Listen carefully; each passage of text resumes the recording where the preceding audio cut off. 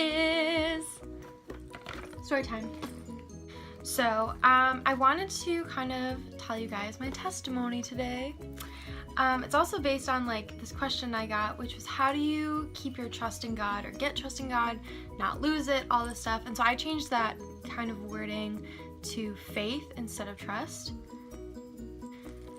because I kind of just see that as more of like a biblical phrasing, faith versus trust, because we have to have faith in the Lord in order to all that fun stuff. I wrote out my testimony / journey with faith to kind of keep myself on topic. So sit back and relax. I'm like really fighting with the lighting today. I grew up in a Christian home. We went to church like every Sunday. My mom went to the Bible studies with the really old ladies, and I always went with her and like drew pictures and stuff. So we thought we were like pretty good, you know? And we were a great family. But around, you know, not everybody's perfect.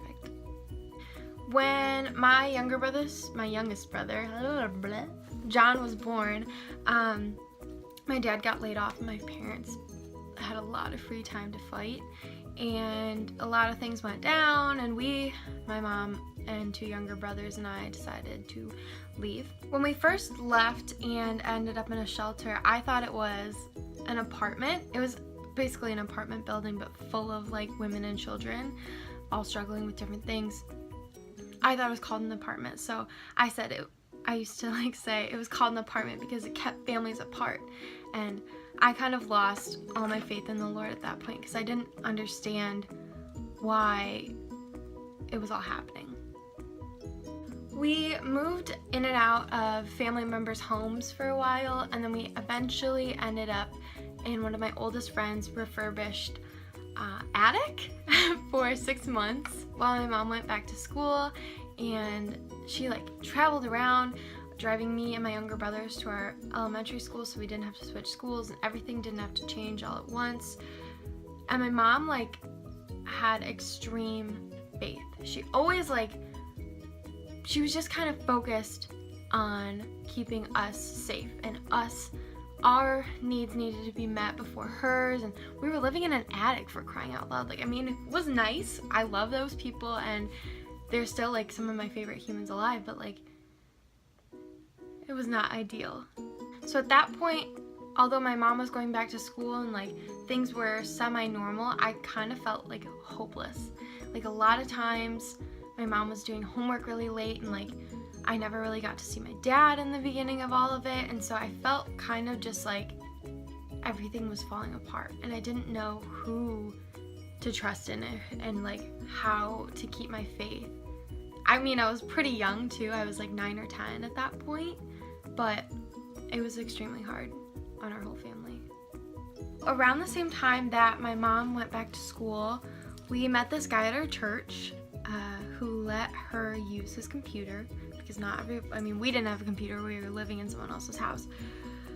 So he let her use his computer, and he was really nice, and he was going through a lot of the same struggles. He like needed to go back to school, and he lost his house and all these different things. And so she started dating him. Typical woman. And he was really nice. I mean, we met him at church, and he had a house when we first met him, and he was a really generous guy and liked my brothers and I, which is like, what? Like, he's a single dude. He had a kid, but like taking on 3 more is a big responsibility. So we met him, liked him, and they started dating. We were going to church at the time, but it wasn't like a super strong spiritual relationship was happening, at least in my heart. Like, I still kind of felt like we lived in this apartment complex that, like, the living room was my mom's bedroom. Like, we didn't have a couch for 3 years, which honestly, I never thought would be a big deal until I like got a couch. I was like, oh my gosh, this is the best thing that has ever happened to me. Oh, wow. So I definitely had stronger faith when we were moved into these government buildings, because we got we were put on this list for washing machines, and we got one within like a week, and the list was like 60 houses long. I don't know how we got one.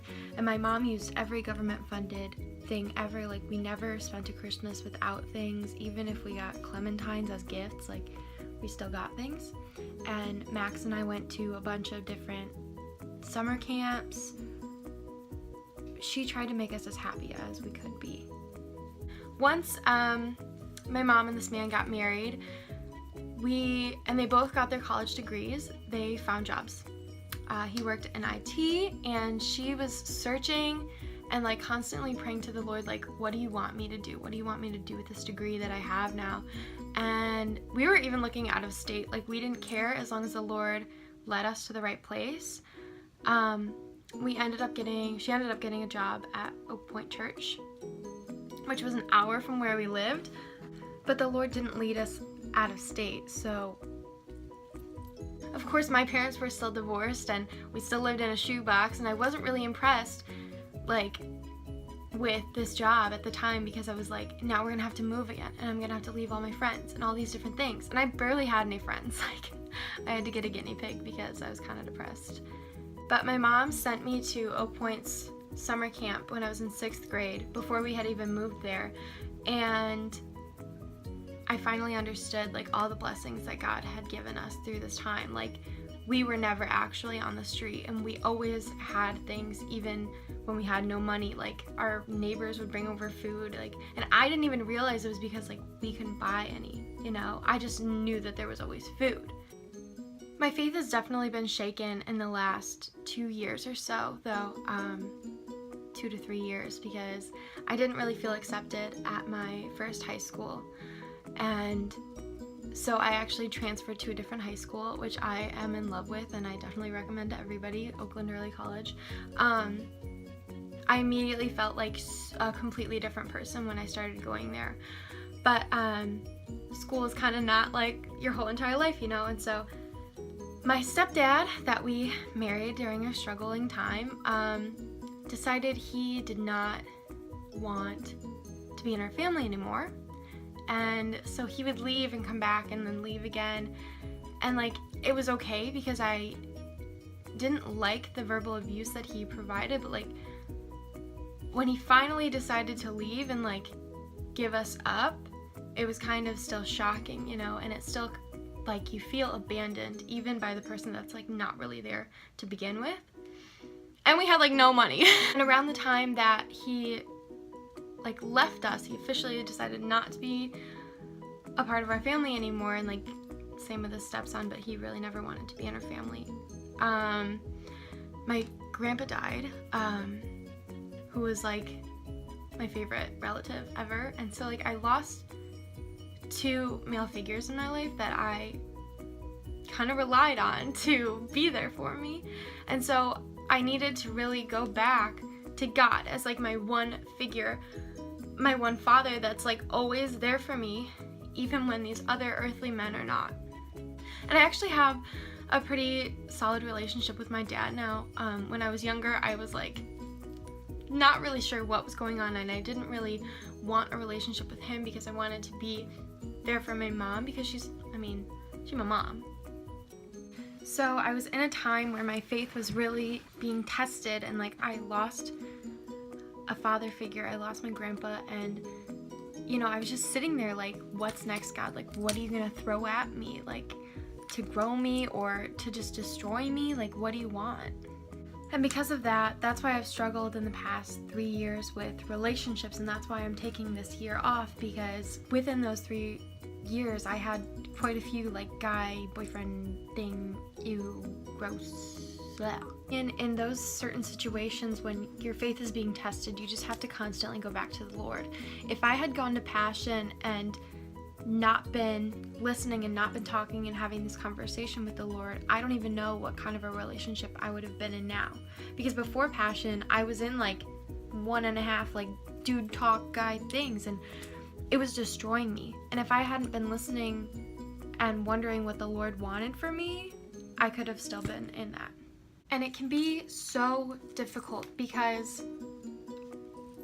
I got over the stepdad leaving, and I'm working through no men, and yet the devil is still trying to get me down because a little over a week ago, my mom was diagnosed with breast cancer. And of course, we are just the strongest family ever, so we are powering through it, and we're gonna get through it. But like, it's so confusing sometimes why the devil just keeps trying to punch you in the face, and like what the Lord wants you to learn from these different things. Like, sometimes it can just get so confusing. Like, why is the Lord letting this happen, and what is the devil, what's the plan, and how am I gonna grow and change from this? And like, the struggle just never stops. And I get jealous of people who never go through struggles, but at the same time I can't say that because their struggle is just different than mine, and just because they've never gone through the things that I have gone through doesn't mean that their struggle isn't as equally hard on them. And so like, for keeping faith, you just gotta realize that like, the Lord has everything planned out, and He knows everything that is going to happen, and He has our back the whole entire time. And whatever struggle is coming your way has a purpose. Everybody's story and testimony is different in a million different ways, and I don't know if I actually answered any question about how to keep your faith other than like trusting the Lord at all times. But if you guys have any other topics that you want to hear about, or things about me, or just things you want some advice on that I can probably maybe help, nobody knows, comment down below, give this a like, subscribe to my channel. I'll be posting Wednesdays or Thursdays, so stay tuned. Bye!